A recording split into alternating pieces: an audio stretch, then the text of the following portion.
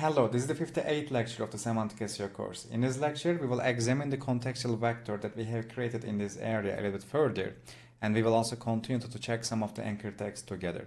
So once we actually calculate our specific macro context, then we continue to follow the same order as it happened before too. We ask a what question directly.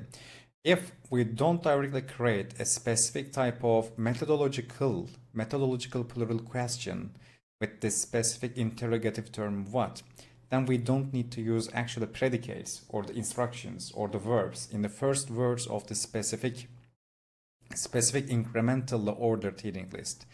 In other words, if we ask a question with the what, and if there is a plural term inside the question, and if that question actually doesn't require us to explain something methodological in this case, or if it doesn't ask for a certain type of effect or the cause or the result, in this case actually we go with the nouns.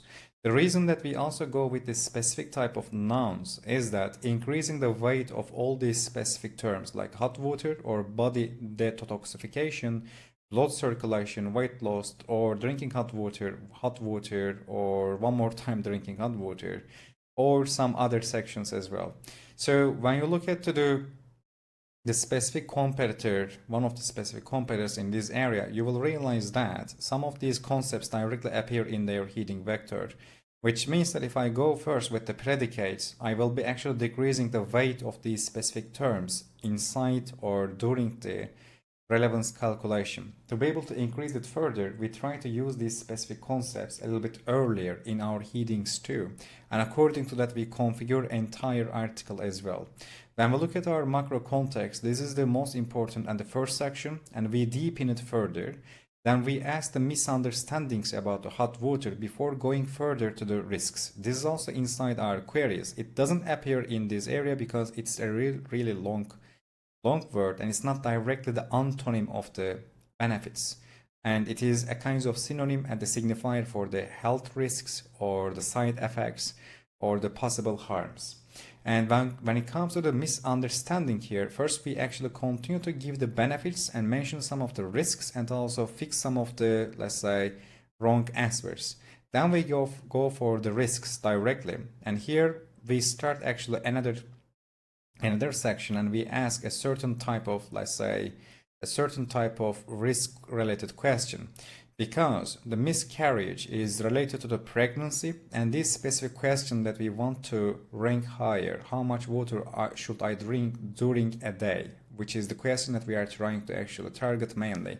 And we try to use other similar questions to that.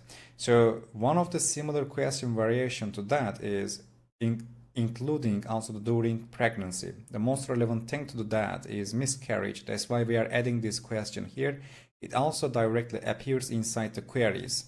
It is also relevant to the misunderstanding. So we are creating a question here which is connected to some sections in our topical map that we want to actually create a bridge, and at the same time it is relevant to another query network or subquery network that we already represented in our contextual vector as well, and it directly appears under the health risks. When we go to here, we ask the ideal temperature to drink water, which is slightly different than the previous area. So this is the contextual border between the macro and the micro context inside our article. Then we ask what is the temperature of hot drinking water, which is a methodological definitional question, because when we tell the drinking hot water, you should understand that it changes from person to person. After what percentage or after what degree Celsius or Fahrenheit it's hot.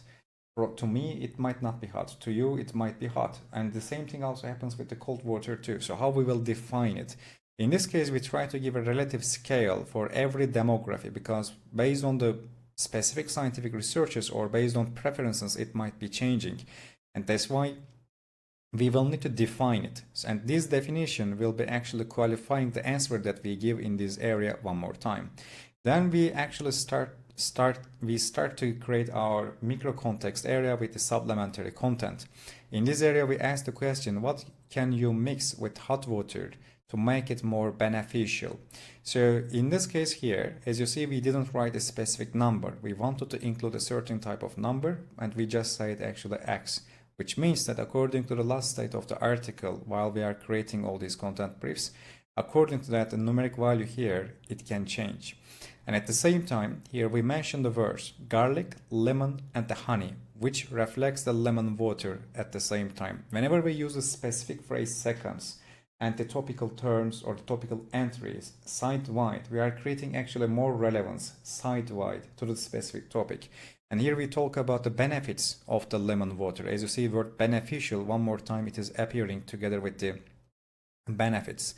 If you're able to be an authority, or let's say if you're able to provide the best possible answers for the benefits of lemon water, honey water, garlic water, and also the hot water and also the hot lemon water or cold lemon water, then actually you can rank for the benefits of drinking water. And if you rank for that specifically most important attribute, then we will be able to rank for the rest. And if you are able to outrank the Healthline and the others for a certain amount of time, we will be able to increase our rankings during the re-rankings and this further updates as well. It's the purpose here. We will continue from the supplementary content in the next lecture. Thank you.